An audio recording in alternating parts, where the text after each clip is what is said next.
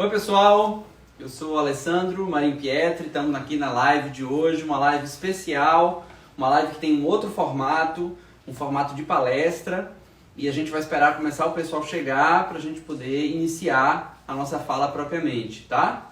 Então, nossa fala de hoje vai contar com esse tema, que é o Somos Todos Mãe, aprendendo a gerar uma vida nova em tempos de incerteza.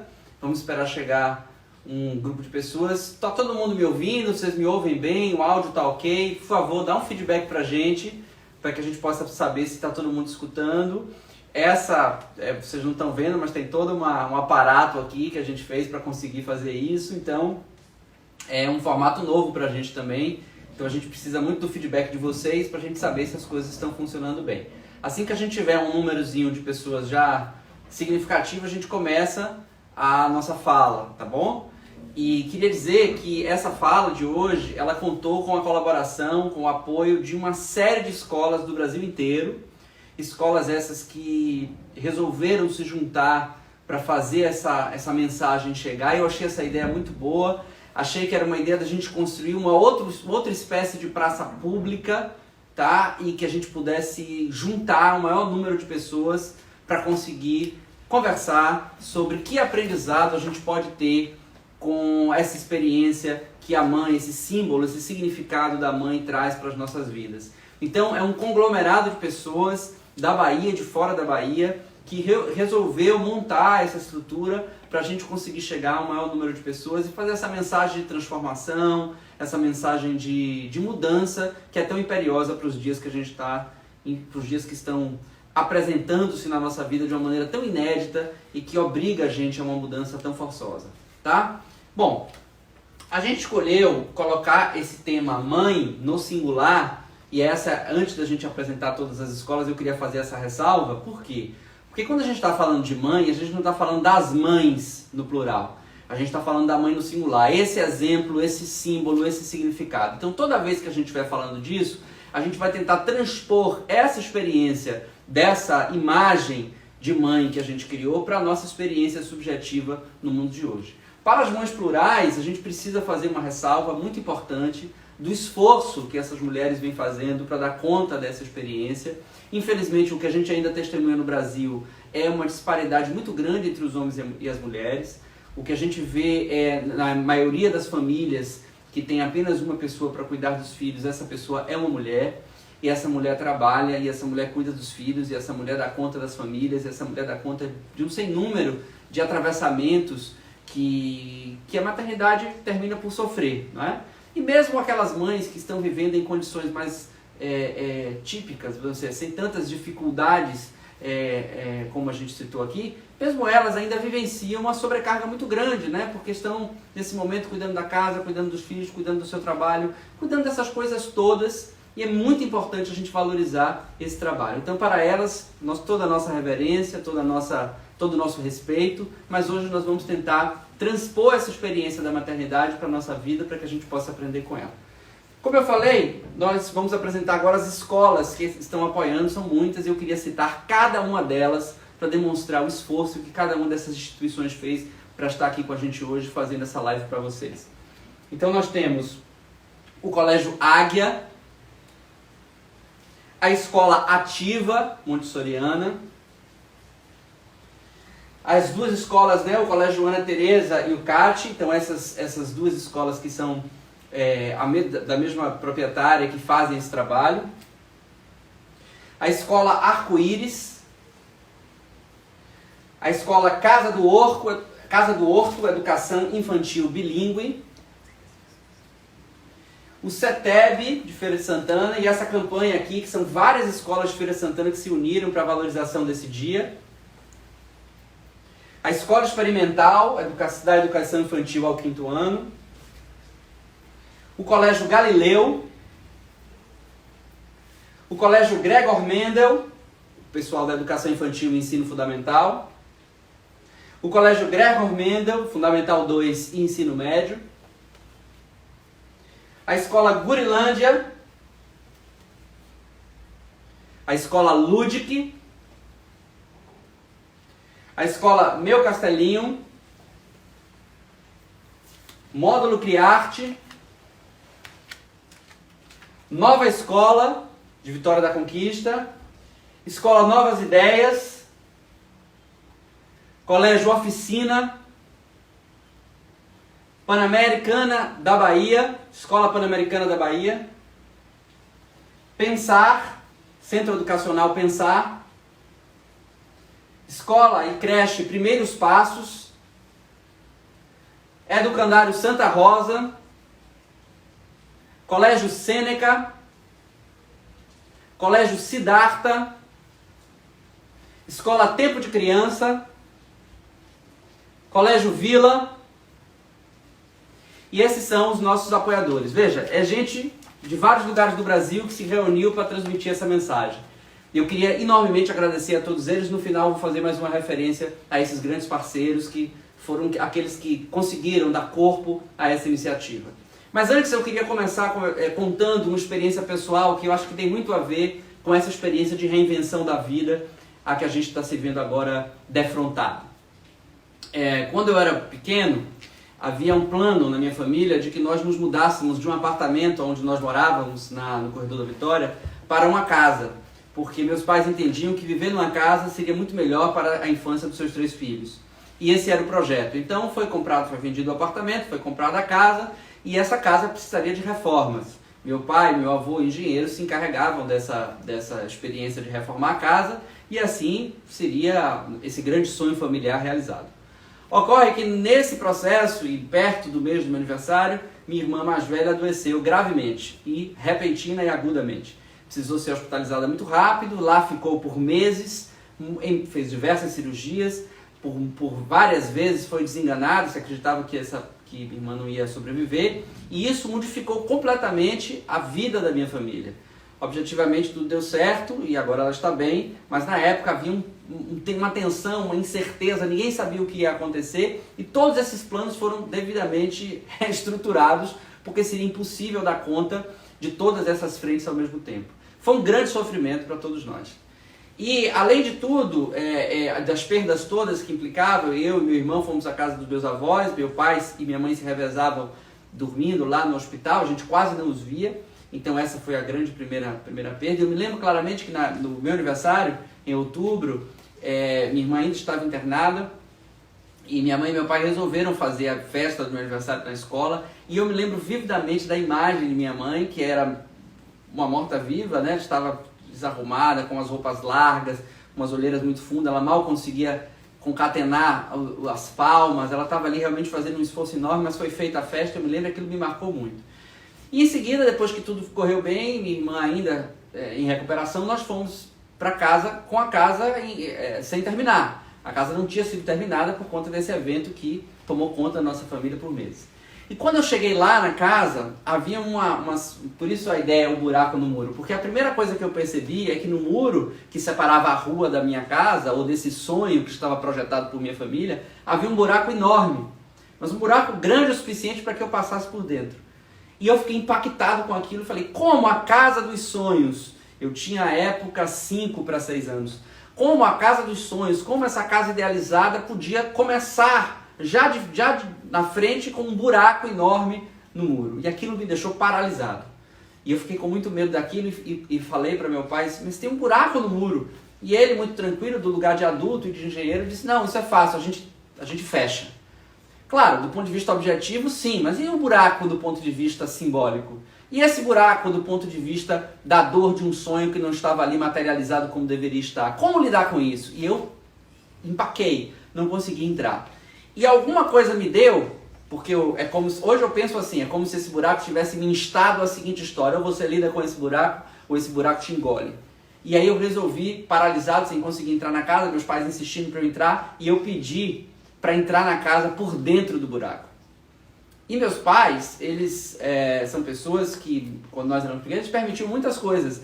Eu tenho certeza que eles não sabiam direito por quê, mas eles achavam aquilo, se era coisa da criança, se a criança precisava, eles autorizavam, e assim foi feito. Eles autorizaram e eu entrei na casa, nessa casa que era esse sonho refeito por toda essa condição tão ruim que a gente viveu, por dentro desse buraco. E eu não tenho dúvida que essa travessia de entrar nessa casa por dentro desse buraco foi o que me deu a condição de ressignificar todo o processo e me ajudar tempos depois a dar um outro sentido. E eu me lembrei dessa história enquanto estava preparando essa fala para vocês, porque eu acho que tem tudo a ver com o que a gente está vivendo, né? Os nossos sonhos que de repente se desfazem, a nossa realidade que de repente se desconstrói, essa perspectiva de uma hora para outra ter que dar conta disso, a nossa vida estava assim, de repente vira de cabeça para baixo e a gente fica tentando se segurar sem saber o que fazer. E bom, e nós fomos para essa casa e minha irmã ainda convalescendo das cirurgias, depois teve que fazer uma outra. Lá nós conhecemos uma vizinha de muro que nos acompanhou a vida inteira, que ainda hoje existe nas nossas vidas e com quem a gente fez muitas brincadeiras muito importantes. Mas uma brincadeira eu acho que é muito reveladora para o que a gente está vivendo hoje, para aquilo que eu vivi há muitos anos atrás. No andar de baixo da casa estava reservado para esse andar um quarto muito grande, que seria o quarto de brinquedos. E a regra desse quarto é que lá nós poderíamos fazer tudo. Havia uma mesa muito grande de madeira e fórmica em cima, onde nós podíamos pintar, sujar todas as paredes, desenhar. Tudo era permitido dentro daquele quarto. Dentro da casa toda não, mas dentro daquele quarto tudo era permitido. Ali também depois se construiria uma casa de alvenaria, que seria uma casa de boneco para minha irmã, e depois virou um clube, depois uma biblioteca e várias outras coisas. E no extremo oposto, na área externa, havia o que seria uma horta. Só que neste lugar de baixo da casa era onde se acumulou todos os restos da obra. Olha como isso é simbólico. E lá estavam todos os restos. Então havia madeira, tijolo, brita, areia, as plantas todas mortas. Era um lugar muito feio. Esse lugar, que era o lugar da fantasia, do lúdico, da invenção, da infância, era um lugar muito destruído. Passados algumas semanas, ou talvez alguns meses, eu não vou me lembrar exatamente quanto tempo foi, me lembro que minha irmã já estava bem, já tinha refeito a sua última cirurgia, nós resolvemos montar um circo nesse lugar chamado o Circo dos Horrores. Olha que nome. E nesse Circo dos Horrores nós pegamos as ripas de madeira e fizemos banco com cola quente, pintamos com tijolo. Nós pegamos um caixote, fizemos um bomboniere que nós íamos na avenida ao lado para comprar. Minha irmã fez uns cartazes e foram mimeografados, a época era assim que se reproduzia, e nós demos na rua para convidar as pessoas, e as pessoas foram. Isso aqui é incrível, as pessoas saíram de suas casas e foram até lá. E nós tínhamos alguns eventos. Eu fazia um show de mágica que sempre dava errado, minha irmã tinha um show de dança também não muito bom, e no lugar da horta, que era o lugar da vida, que era o lugar onde as coisas plantariam, onde surgiriam, onde tudo aconteceria, a gente fez o trem fantasma. Então o que a gente fez? A gente pegou alguns bonecos da minha irmã, despedaçou eles, tirou a cabeça, o braço, a perna, penduramos nas folhas mortas, colocamos o adulto dentro daquele carro que havia um pedal, eu e meu irmão empurrávamos por aquele trilho, e à medida que aqueles pedaços de corpos iam sendo vistos, a gente ia assustando os adultos. É muito simbólico a maneira como nós lidamos. E foi graças a isso tudo que a gente pôde ressignificar e seguir a vida e ser muito feliz nessa casa. Então essa é a primeira mensagem que eu queria passar. A ideia de que é chegado um momento em que a gente precisa atravessar o buraco, que a gente precisa ter a coragem de enfrentar, que a gente precisa se haver com os nossos sonhos desfeitos. E essa figura simbólica que eu estou me referindo agora, ela tem muito a ensinar. E o primeiro ensinamento para isso é a relação com o tempo. Toda mãe, ela precisa lidar com o tempo. Um tempo que vai na contramão da velocidade dos nossos dias. Um tempo que demora 9 meses para que ela transforme, quase que num milagre, aquela experiência, aquela expectativa, aquela ideia em uma pessoa. E nesses 9 meses, essa mãe vai se modificando psiquicamente, fisicamente, socialmente, nas suas relações com o trabalho, com os afetos, etc. E é toda uma preparação para que a chegada dessa criança, que é quem definitivamente vai conferir a ela o lugar de mãe, possa acontecer da melhor maneira possível. E essa ideia é uma ideia que eu acho que é muito cara ao tema que a gente está falando, porque a velocidade ela vai de encontro à experiência humana. A experiência humana precisa de tempo para ser depurada, para ser avaliada, para ser reconhecida, para a gente dar um sentido e um significado. Então, talvez esse momento tão difícil que a gente está vivendo nos obrigue a diminuir a velocidade, a olhar mais para dentro, e a conseguir, de maneira definitiva, ressignificar uma série de coisas que não tem a ver só com a vida pós-quarentena, mas que tem a ver também com a nossa vida antes da quarentena. Que modo de existir é esse que nós, enquanto pessoas, enquanto coletivo tínhamos? Que maneira de estar no mundo, de construir essa realidade é essa? Essa é uma pergunta que o tempo agora nos obriga a fazer. Então, a primeira ideia é essa ideia de que a gente possa gestar uma nova vida. Ou seja, essa mãe que gesta uma vida nova, uma nova vida, mas nós agora tentamos produzir, construir, formar uma vida nova. Uma vida nova que ressignifique uma série de coisas, como por exemplo a velocidade, como por exemplo a exterioridade, como por exemplo o autocentramento. Características do nosso tempo e que fazem, de certa forma, mal ao nosso laço social. Nós estamos muito acostumados a olhar para nós mesmos, nós estamos muito acostumados a estar sempre com pressa, nós estamos muito acostumados a viver sempre para fora. E o que esse tempo nos obriga é a parar, pisar o pé no freio, fazer as coisas com mais sentido, com mais calma, é olhar para dentro e de maneira talvez inédita na nossa história recente, olhar para o coletivo. Nós abrimos mão do nosso sacrifício, abrimos mão à custa do nosso sacrifício, das nossas possibilidades de liberdade individual, para que o nosso projeto social coletivo funcione, para que as pessoas não se infectem, para que o nosso sistema não entre em colapso. Então, uma outra relação com o tempo é a ideia da história. Toda mãe, ela começa a história do seu filho muito antes dele existir. Por quê? Porque essa mãe tem a sua história, foi filha, tem essa história que precede, é a marca, é o campo, é o berço por sobre onde essa criança vai ser colocada. É o início da história dessa criança. Todos nós, como disse o Celso Goodfriend, somos feitos de pai, mãe e histórias. E essas histórias, elas nos formam. Por mais que a gente tente recontar, ressignificar, redizer, reescrever, mas isso é a marca, isso nos estrutura.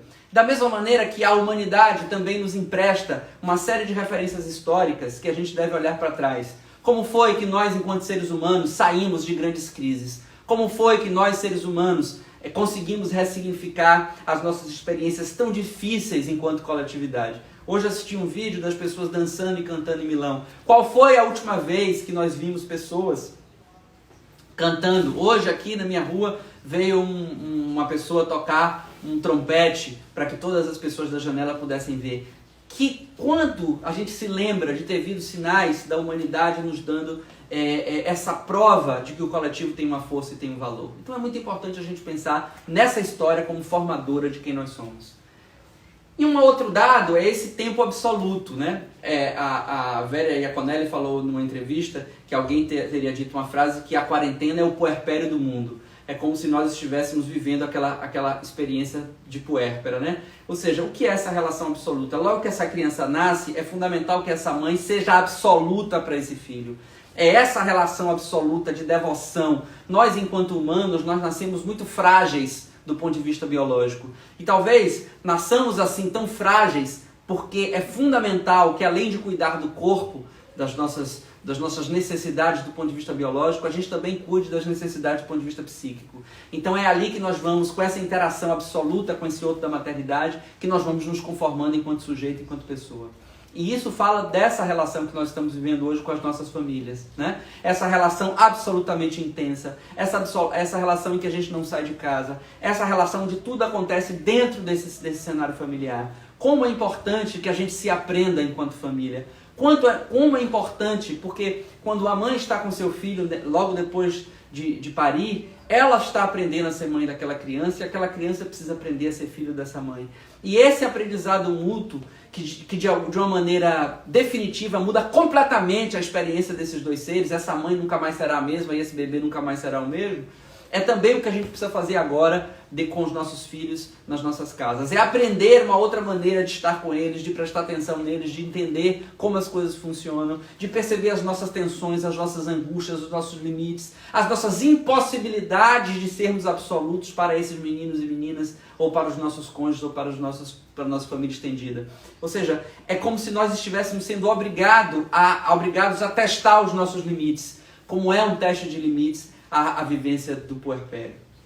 E, ao mesmo tempo, essa mãe, em geral, essa mãe que eu falo no singular e não as plurais, não cada mãe fazendo, mas essa mãe enquanto uma espécie de entidade simbólica, ela sempre faz uma flechada na direção do futuro. Ela sempre tem uma expectativa para esse filho, sempre tem uma história, sempre tem um projétil de desejo que vai na direção de algo. E é também o que a gente precisa fazer agora. Nós precisamos dar conta do nosso presente, nos reavermos com o nosso passado enquanto humanidade, enquanto laço social, enquanto coletividade, para daí conseguir fazer alguma projeção de futuro. A incerteza, ela é extremamente angustiante para o ser humano, porque a gente não sabe como as coisas vão ficar. Então agora é a hora de, mesmo na incerteza, aprender com as experiências de outros países que já viveram isso, e de outros grupos que já viveram essa experiência, e pensar como nós vamos imaginar o nosso futuro, como nós vamos querer viver daqui para frente. Vamos ser as mesmas pessoas?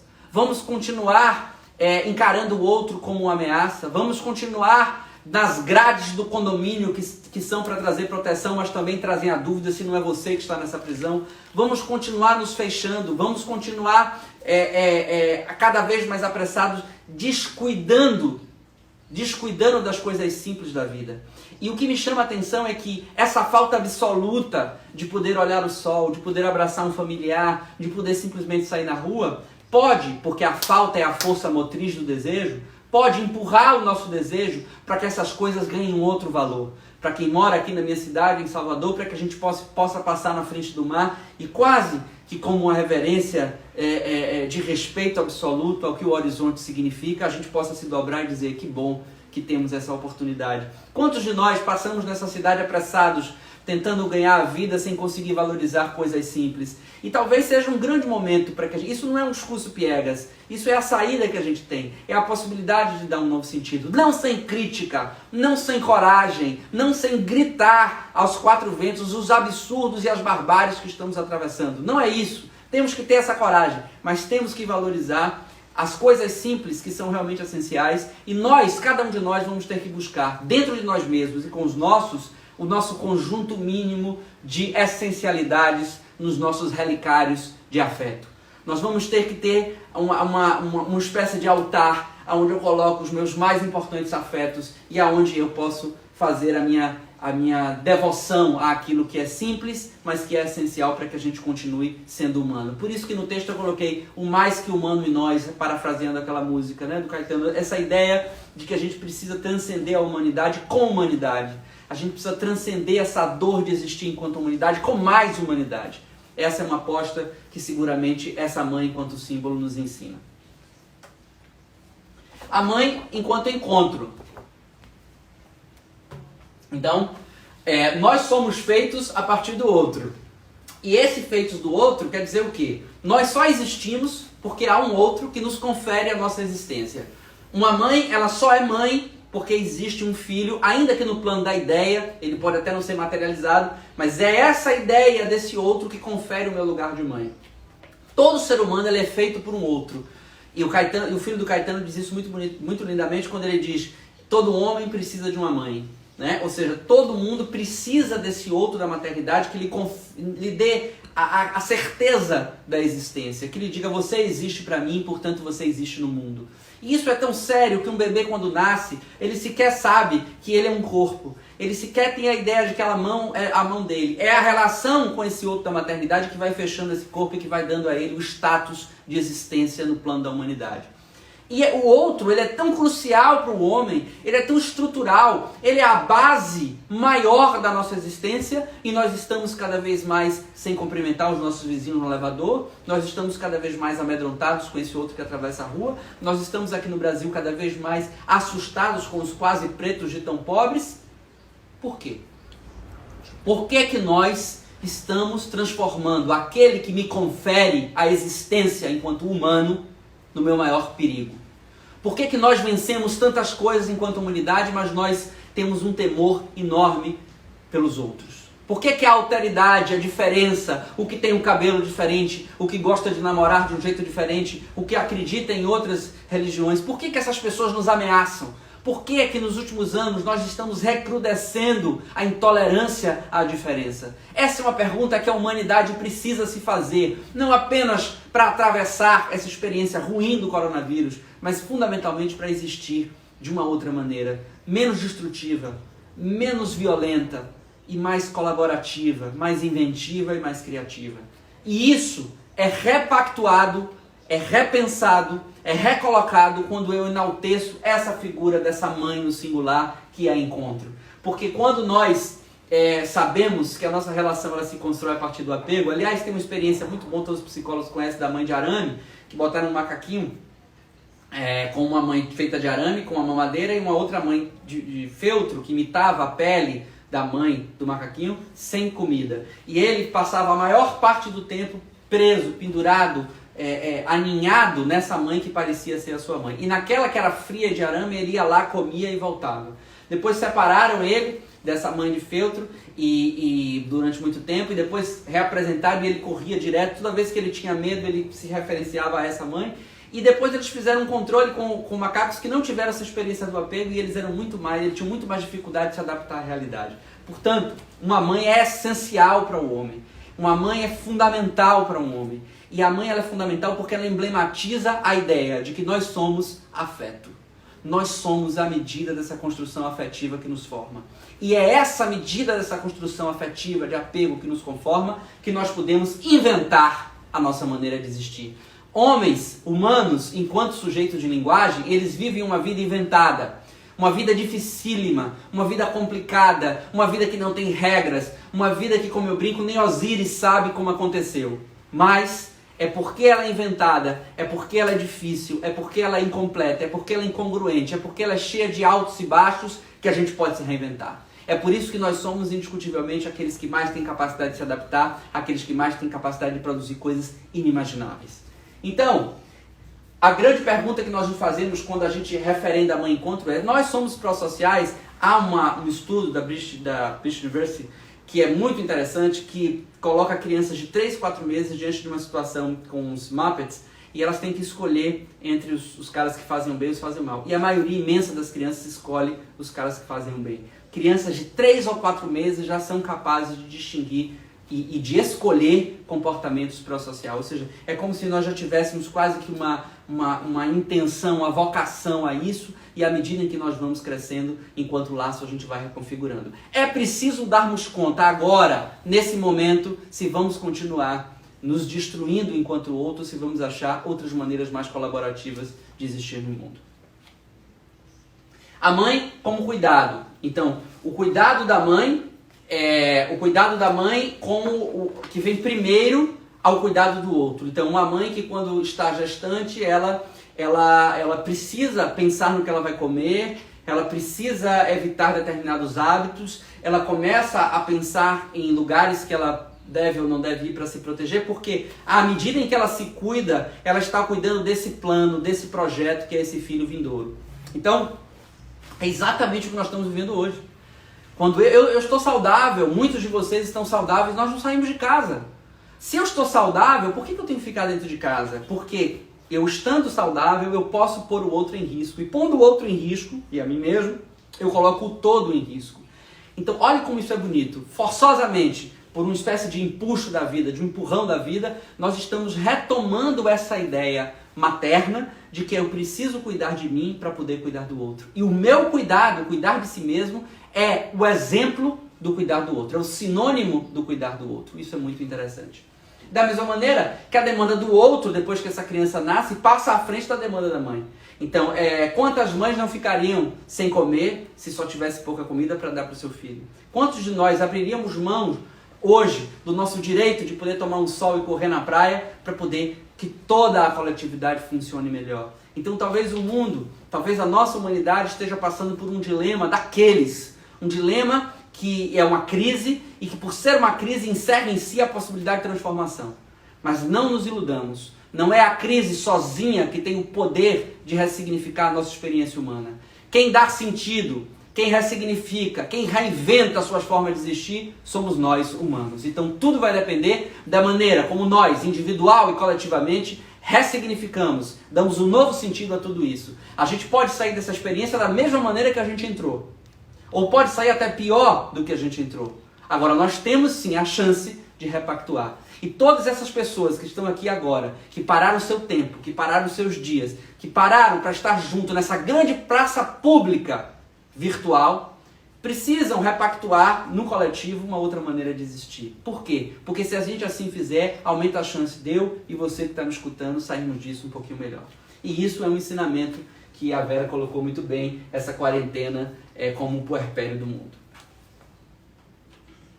Bom,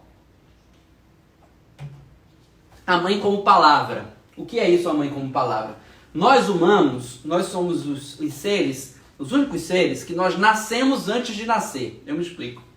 Em primeiro lugar, a gente nasce no plano simbólico, a gente nasce numa ideia, a gente nasce num afeto, a gente nasce num desejo. A gente, antes de nascer, a gente já existe para aqueles que são os responsáveis pela nossa vida, porque nós somos sujeitos de linguagem e nós inventamos a vida. E quando nós inventamos a vida, a gente inventa também esse filho. Objetivamente, quando esse filho nasce, há um conflito entre aquilo que eu idealizei e aquilo que ele se apresenta. Ainda bem, porque é graças a esse conflito, é graças a essa tensão incerta entre expectativa e realidade, nessa tensão é onde emerge a possibilidade desse filho ser para além da minha expectativa. Bom, e o que isso tem a ver com a nossa vida hoje? Tudo. É justamente na fruição, na tensão, na fricção entre a expectativa e a realidade que eu tenho a possibilidade de dar uma outra história, de emergir um outro conteúdo. E para isso, eu preciso me dar conta de que nós somos feitos de histórias. Né? As histórias nos conformam. E quando as histórias nos conformam, eu posso reeditar essa história.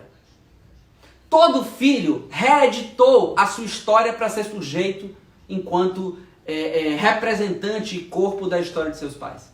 Ou seja, toda pessoa sempre é a marca das lições diárias de outras tantas pessoas, disse o Gonzaguinha. De fato, só que a maneira como essa pessoa dá um trato a essas marcas é uma maneira absolutamente singular. Fruto dessas marcas, filho dessas marcas, mas de uma maneira única. O que quer dizer que nenhum filho é filho igual para seus pais e nenhum pai é pai igual para seus filhos.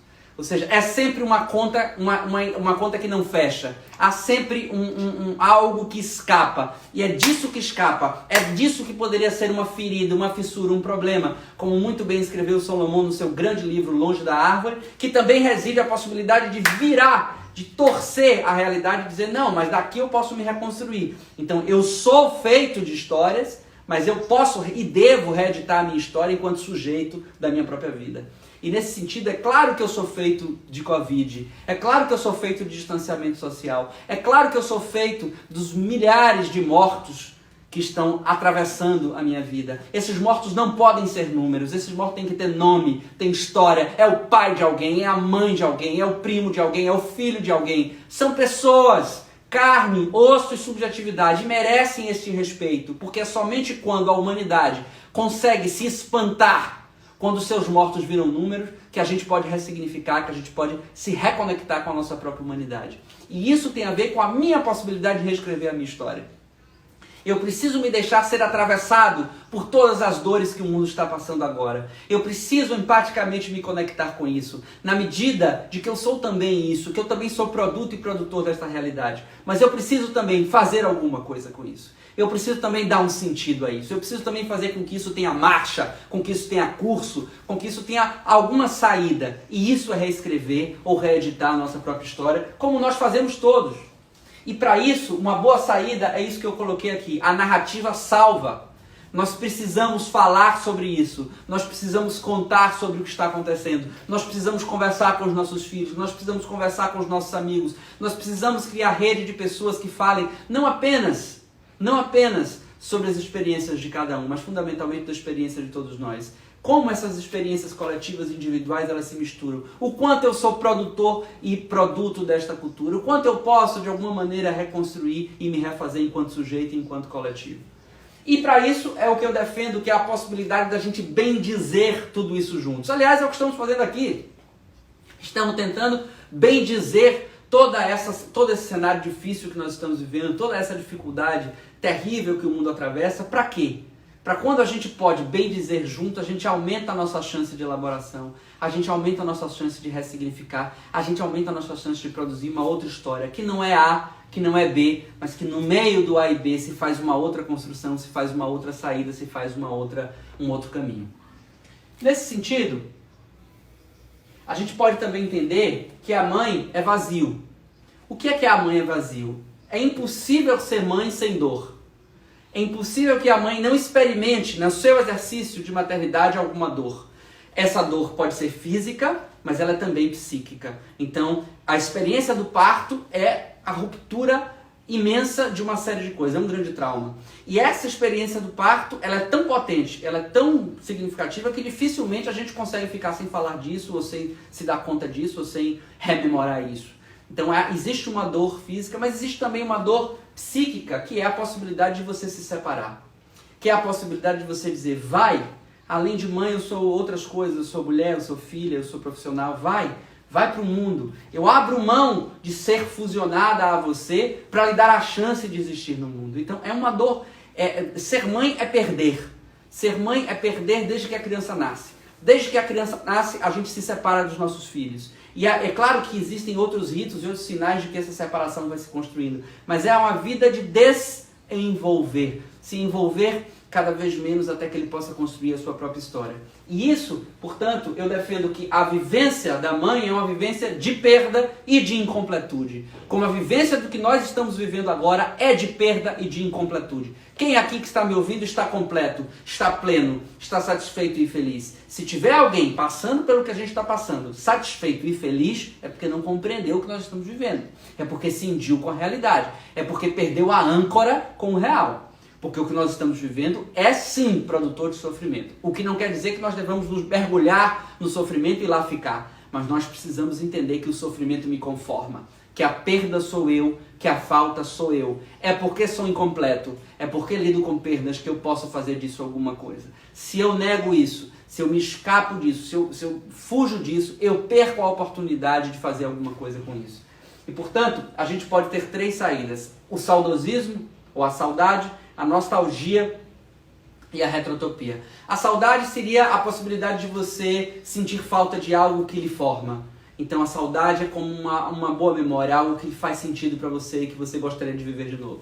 A nostalgia tem a ver com a perda, com a dor daquilo que foi perdido, como um membro que foi cortado. Então você sente aquela dor mesmo não tendo mais aquele braço ou aquela perna. Isso paralisa, isso dificulta, isso lhe impede da transmutação.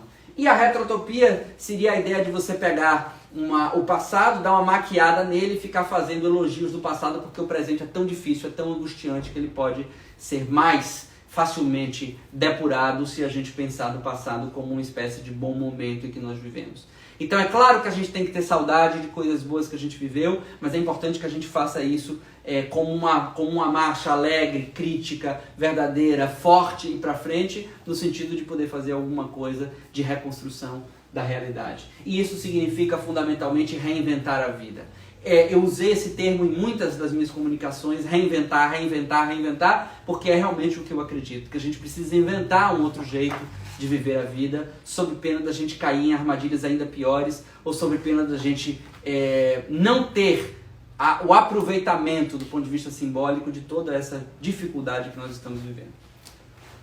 Podemos pensar que a mãe é transformação. E aí eu escolhi o clichê do clichê do clichê, que é a ideia do casulo e da borboleta, mas eu achei que não tinha metáfora melhor, porque nós estamos meio presos, né? Todo mundo está se sentindo meio preso. E essa prisão causa dor, é difícil, até que vai chegar uma hora que isso vai romper e a gente vai poder dar outros saltos. Então, o fazer das pessoas e o fazer das coisas, ele é muito diferente.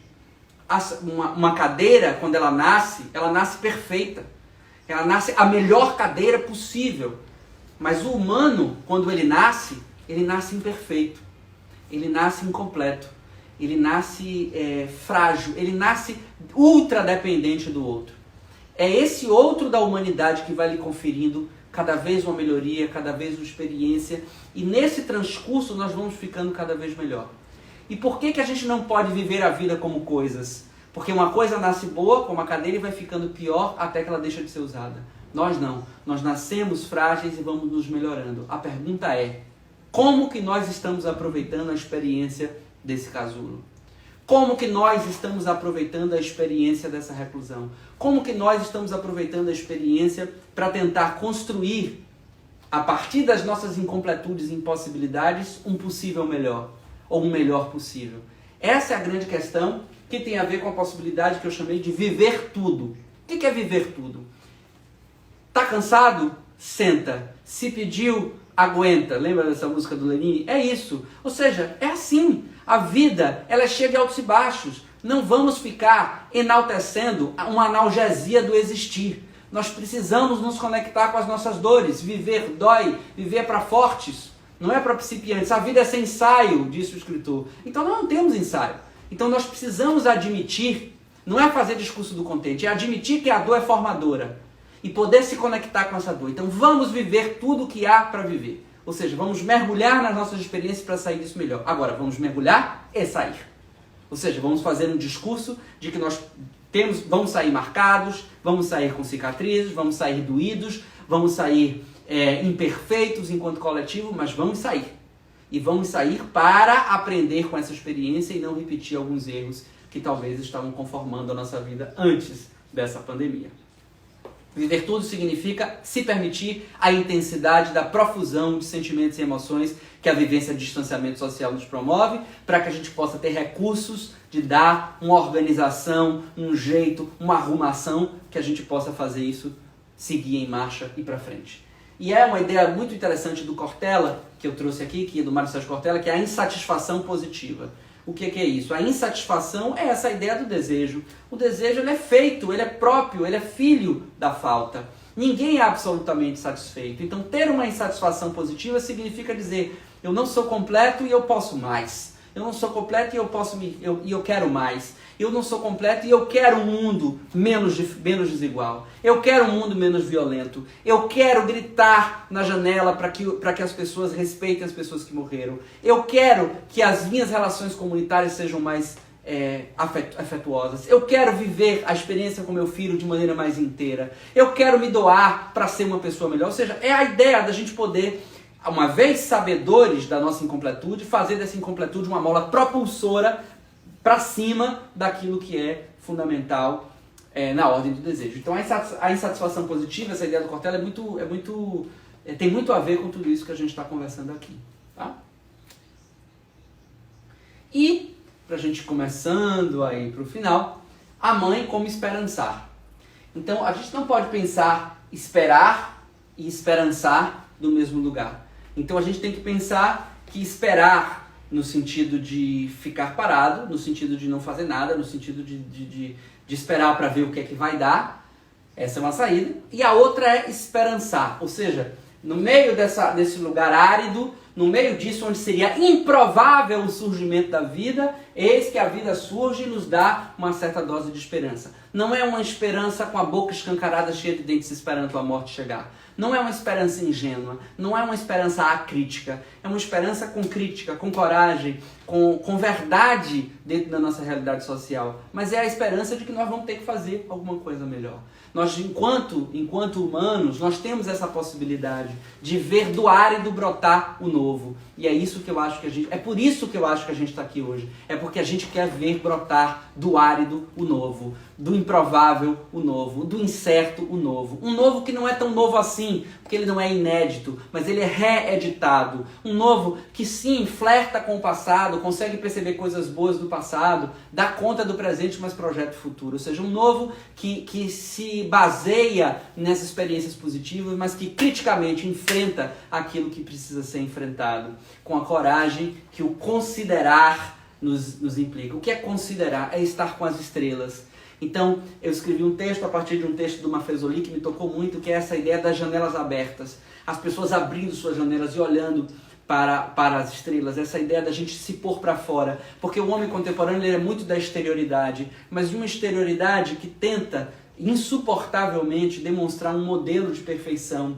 E o que a gente precisa agora é sim de uma outra exterioridade, botar para fora os nossos afetos, falar do que a gente sente, falar de como está sendo difícil, falar de como eu preciso de vocês e como vocês precisam de mim, falar de como os nossos filhos são responsabilidade de todos, falar de como a gente precisa se reinventar enquanto escola, enquanto família, enquanto sujeito, falar e falar, contar e contar, sempre considerando, olhando para as estrelas que são os nossos nortes, que são nossas referências, que são nosso farol.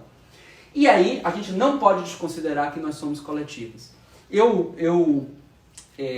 li um livro há muito tempo atrás, que é esse livro do Inácio Lula Brandão, Não Verás País Nenhum. E esse livro é um livro que me tocou muito quando eu era adolescente, e me lembrei desse livro, lembrei de uma imagem desse livro, que é essa ideia da folha brotando no muro, isso me trouxe essa ideia muito fortemente. E aí eu me lembrei de, quando eu estudava esse livro, há muitos anos atrás, de que ele teria explicado por que ele escreveu esse livro. E a história é muito interessante. A história é a seguinte: ele morava numa rua e na frente tinha um ipê amarelo enorme, lindo, que deixava aquelas marcas amarelas pelas calçadas. Ele tinha verdadeira adoração por aquela árvore, que era uma árvore linda. E certo dia ele chegou lá e viu que a árvore tinha sido morta. Alguém tinha envenenado essa árvore. Ele saiu afoito, foi até a casa da frente onde ficava a árvore, interrogou a dona, a proprietária da casa, e perguntou: quem fez isso, o que aconteceu? E ela disse: fui eu quem envenenei a árvore. Eu envenenei a árvore porque ela me incomodava sujando a minha calçada com essas flores amarelas. Eu envenenei a árvore porque essa árvore era um estorvo, era um problema. E todo dia que eu passava por ela, eu sentia raiva dela. E daí, ele resolveu escrever essa distopia, que é o Não Verás País Nenhum, que é uma rua sem árvore, uma cidade sem árvore, um estado sem árvore, um país sem árvore. Ou seja, essa ideia de que a gente perde a capacidade de se conectar com o que é belo. A gente perde a capacidade de se conectar com o que é simples. A gente perde a capacidade de se indignar com o inaceitável.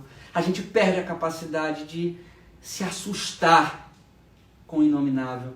A gente perde a capacidade de se unir com a dor do outro. A gente vai se brutalizando, a gente vai se desumanizando. E aí, eu tinha colocado a imagem de um ipê amarelo, mas aí Fernanda me sugeriu: dá uma olhada nesse livro, que é um livro que eu gosto muito, que é esse aqui, A Vida Secreta das Árvores. Me sugeriu: por que você não pega uma árvore dessa? Aí eu falei: ótima ideia. E peguei essa árvore, que não sei se dá para vocês verem, mas é uma árvore que tem vários pássaros. Ela é feita de galhos e pássaros ao mesmo tempo. E essa é a metáfora que eu queria começar a preparar o final. Essa árvore que vem da terra, que tem uma história, que tem uma raiz, né? Que tem um tronco forte e que tem nos seus galhos a infinita possibilidade da diferença. Somos todos a mesma coisa, somos todos humanos, mas não somos nunca uns iguais aos outros. E é isso que nos faz mais humanos. O mais humano em nós é justamente isso. E a possibilidade de sermos muitos, sermos todos, sermos muitos.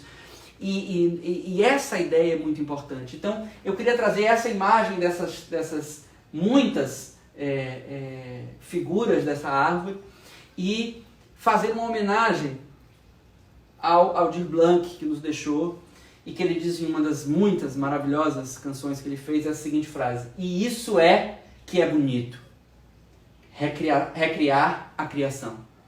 Então é aí que a gente tem que pensar. A criação está aí, o nosso mundo está aí, nós estamos aqui, nós já estamos criados, essa realidade existe. Não tem conto de fadas, não tem invencionice, não tem pó de pirlim-pim-pim. A vida está dada. Agora, o que a gente vai fazer com essa vida que está dada, esses são os outros 500. É aí que mora a nossa chance de fissurar a realidade e construir um outro pensamento. Com isso, dá tempo, Nanda, de ler o texto? Dá tempo de ler o texto? Acho que dá. Bom, com isso eu queria, mais uma vez, agradecer enormemente as escolas que nos apoiaram: Siddhartha, Vila, Oficina, Criarte, Experimental, Ludic, Arco-Íris, Pan-Americana, Gurilândia, Tempo de Criança, Casa do Horto, Escola Meu Castelinho, Pensar, Gregor Mendel, Educandário Santa Rosa, Colégio Águia, Galileu, Novas Ideias, Gregor Mendel, Primeiros Passos, Sêneca, Ana, CETEB, Ativa, Nova Escola e CAT. Todas essas pessoas eu queria agradecer muito pela coragem, pela aposta nesse projeto, e eu queria me despedir lendo um texto de uma mulher que eu também li quando eu era adolescente, chamada Marina Colasanti, e é um texto que eu vou ter que ler, então eu vou ler daqui e vou tentar ficar aqui. O texto diz o seguinte: eu sei que a gente se acostuma, mas não devia. A gente se acostuma a morar em apartamentos de fundo e a não ter outra vida que não as janelas ao redor. E porque não tem vista, logo se acostuma a não olhar para fora. E porque não olha para fora, logo se acostuma a não abrir de todo as cortinas. E porque não abre as cortinas, logo se acostuma a acender mais cedo a luz. E à medida que se acostuma, esquece o sol, esquece o ar, esquece a amplidão. A gente se acostuma a acordar de manhã sobressaltado porque está na hora, a tomar o café correndo porque está atrasado, a ler o jornal no ônibus porque não pode perder o tempo da viagem, a comer sanduíche porque não dá para almoçar, a sair do trabalho porque já é noite, a cochilar no ônibus porque está cansado, a deitar cedo e dormir pesado sem ter vivido o dia. A gente se acostuma a abrir o jornal e ler sobre a guerra. E aceitando a guerra, aceita os mortos e que haja números para os mortos. E aceitando os números, aceita não acreditar nas negociações de paz. E não acreditando nas negociações de paz, aceita ler todo dia da guerra, dos números, da longa duração. A gente se acostuma a esperar o dia inteiro e ouvir ao telefone: hoje eu não posso ir. A sorrir para as pessoas sem receber um sorriso de volta. A ser ignorado quando precisava tanto ser visto. A gente se acostuma a pagar por tudo que deseja e o de que necessita. E a lutar para ganhar o dinheiro com que pagar. E a ganhar menos do que precisa. E a fazer a fila para pagar. E a pagar mais do que as coisas valem. E a saber que cada vez pagar mais. E procura mais trabalho para ganhar mais e dinheiro e para ter com que pagar nas filas em que se cobra. A gente se acostuma a andar na rua e a ver cartazes, a abrir as revistas e ver anúncios, a ligar a televisão e assistir comerciais, a ir ao cinema, a engolir publicidade, a ser instigado, conduzido, desnorteado, lançado na infindável catarata de produtos.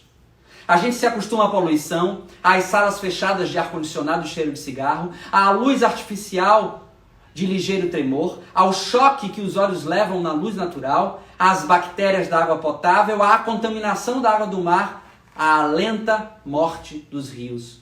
Se acostuma a não ouvir passarinho, a não ter galo de madrugada, a temer a hidrofobia dos cães, a não colher fruta do pé, a não ter sequer uma planta. A gente se acostuma a coisas demais para não sofrer. Em doses pequenas, tentando não perceber, vai se afastando uma por aqui, uma dor por aqui, um ressentimento por ali, uma revolta acolá. Se o cinema está cheio, a gente senta na primeira fila e torce um pouco o pescoço. Se a praia está contaminada, a gente molha só os pés e sua o resto do corpo. Se o trabalho está duro, a gente se consola pensando no fim de semana. E se no fim de semana não há nada muito o que fazer, a gente vai dormir cedo e ainda fica satisfeito porque tem sempre um sono atrasado. A gente se acostuma para não se ralar na aspereza, para preservar a própria pele. Se acostuma para evitar feridas, sangramentos, para esquivar-se da faca e da baioneta, para poupar o peito. A gente se acostuma para poupar a vida, que aos poucos se gasta e que gasta de tanto acostumar, se perde de si mesma. Então eu espero sinceramente que a gente não se acostume a viver da velha forma com que a gente vinha vivendo e que a gente possa reaprender um outro jeito de viver, uma outra maneira de estar no mundo, um outro jeito mais colorido, mais inventivo, com as dores, com as dificuldades, com os tropeços, com as coisas que não dão certo, com as nossas falhas, que são próprias do humano, mas com mais colorido, com mais invenção, com mais afeto e com mais arte. E com isso eu me despeço de vocês, agradecendo imensamente o fato de vocês terem destinado um tempo precioso da vida de vocês para escutar essas ideias, esperando verdadeiramente que essas ideias façam algum sentido para vocês e que saiamos daqui todos nós um pouco melhor do que nós entramos, pelo menos um pouco mais mobilizados na direção de algo. Um abraço a todos, um beijo grande para todo mundo, vamos ficar bem e vamos passar por isso. Até mais.